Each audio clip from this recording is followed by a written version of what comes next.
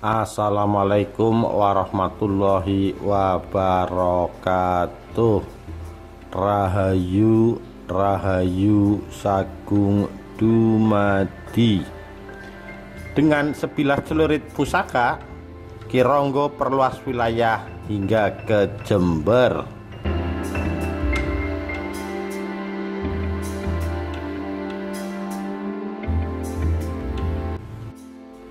Sejak terjadi pemberontakan di wilayah pemerintahan Adikoro IV oleh Ki Lesap, Raden Bagus Asrah yang masih kecil diungsikan dan dititipkan oleh neneknya kepada Ki Patih Alus, Patih Wiropuro, untuk kemudian ditampung serta dididik ilmu bela diri, ketatanegaraan, dan ilmu agama.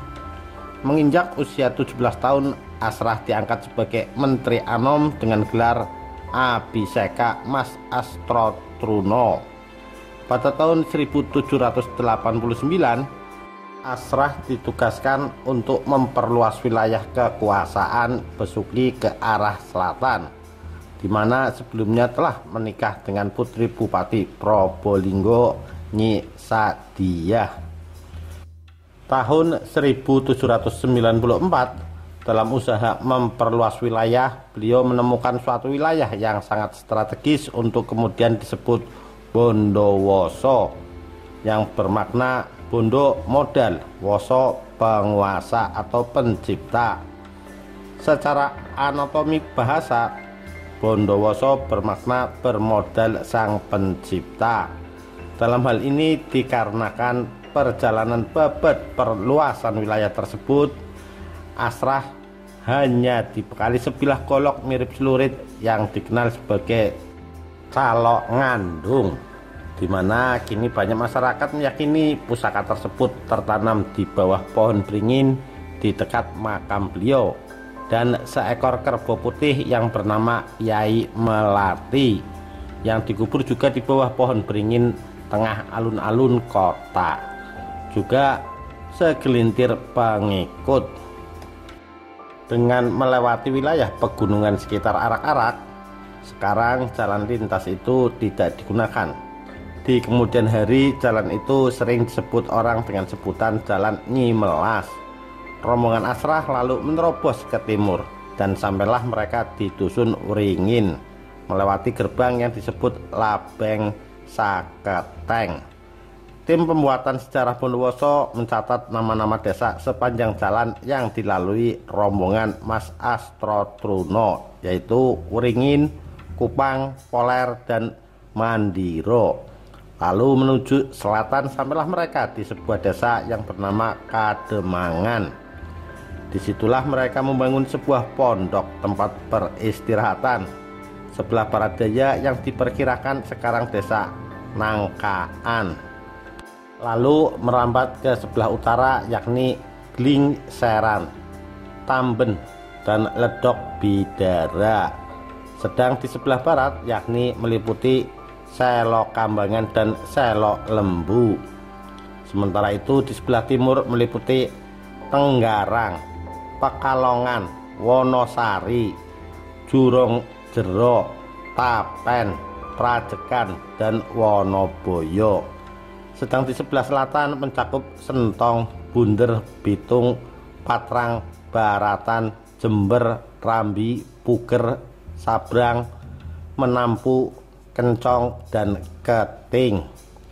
Menurut perhitungan, jumlah pengikut Asrah kala itu sekitar 500 orang, yang nantinya di setiap desa dihuni oleh 2, 3, sampai 4 orang, yang terdiri dari anak-anak, orang tua, pemuda, janda, dan duda.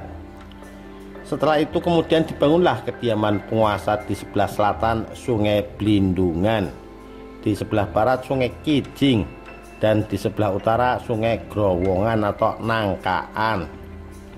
Tempat itu kemudian dikenal sebagai Kabupaten Lama. Blindungan terletak kurang lebih 400 meter di sebelah utara alun-alun.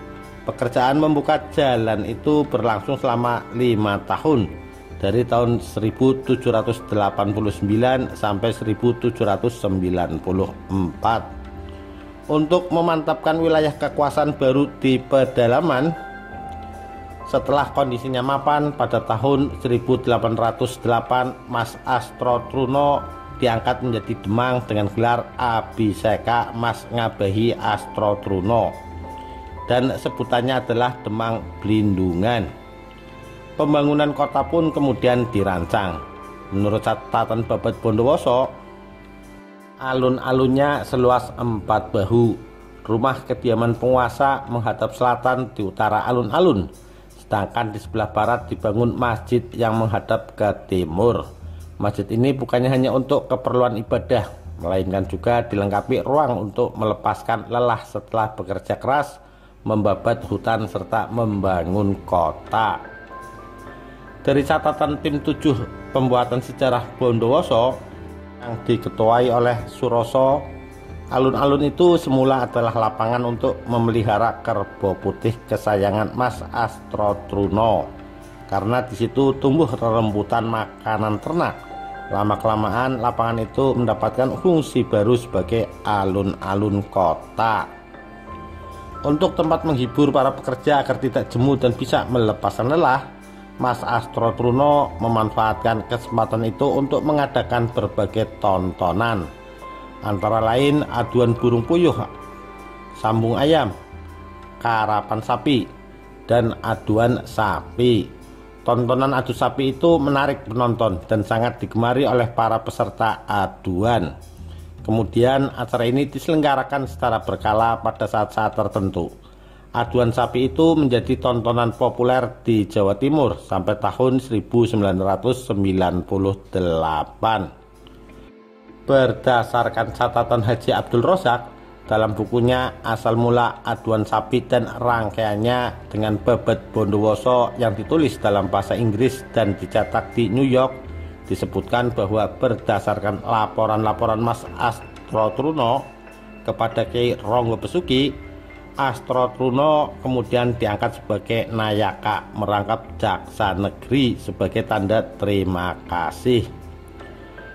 Dari ikatan keluarga besar Ki Ronggo Bondowoso, pada tahun 1998 didapat keterangan bahwa pada 1809 Raden Bagus Asrah atau Mas Ngabehi Astrotruno diangkat sebagai patih berdiri sendiri dengan nama Abhiseka Mas Ngabehi Kertonegoro. Beliau dipandang sebagai penemu atau founder sekaligus penguasa pemerintahan pertama di Bondowoso. Adapun tempat kediaman Ki Kertonegoro yang semula bernama Blendungan, dengan adanya pembangunan kota diubah namanya menjadi Bondowoso. Demikianlah dari hari ke hari Raden Bagus Asra berhasil mengembangkan wilayah kota Bondowoso, dan tepat pada tanggal 17 Agustus 1819 atau hari Selasa Kliwon 25 Syawal 1234 Hijriah, Adipati Besuki Raden Aryo Prawiro-Diningrat sebagai orang kuat yang memperoleh kepercayaan Gubernur Hindia Belanda dalam rangka memantapkan strategi politiknya menjadikan wilayah Bondowoso lepas dari Besuki dengan status Keranggan Bondowoso dan mengangkat Raden Bagus Asra atau Mas Ngabehi Astrotruno menjadi penguasa wilayah dan pimpinan agama dengan gelar Mas Ngabehi Kertonegoro dan berpredikat Ronggo I dengan ditandai penyerahan tombak Tunggul Wulan. Semasa beliau memerintah Keranggan Bondowoso pada tahun 1819 sampai 1830, kepemimpinannya dikenal arif dalam memimpin wilayah Bondowoso dan Jember. Hingga pada tahun 1854, tepatnya tanggal 11 Desember 1854, Ki Ronggo wafat di Bondowoso dan dikebumikan di atas bukit kecil di Kelurahan Sekar Putih, Kecamatan Tegal Ampel, yang kemudian menjadi pemakaman keluarga Ki Ronggo Bondowoso. Makam Ki Ronggo terletak tidak jauh dari pusat kota Bondowoso yang hanya berjarak kurang lebih 2 km arah utara alun-alun kota. Akses ke pintu masuk kawasan makam ini melalui daerah perumahan Sekar Putih Indah, seperti komplek makam raja atau penguasa daerah pada umumnya. Komplek makam ini juga dijaga oleh juru kunci makam. Konon di dekat anak tangga pertama menuju makam ada sumur tua yang diyakini airnya bisa untuk terapi penyembuhan berbagai macam penyakit. Demikian kisah Ki Ronggo yang berhasil memperluas wilayahnya hingga ke Jember hanya dengan sebilah celurit pusaka. Sekian, terima kasih. Wassalamualaikum warahmatullahi wabarakatuh. Rahayu, Rahayu Sagung Dumadi.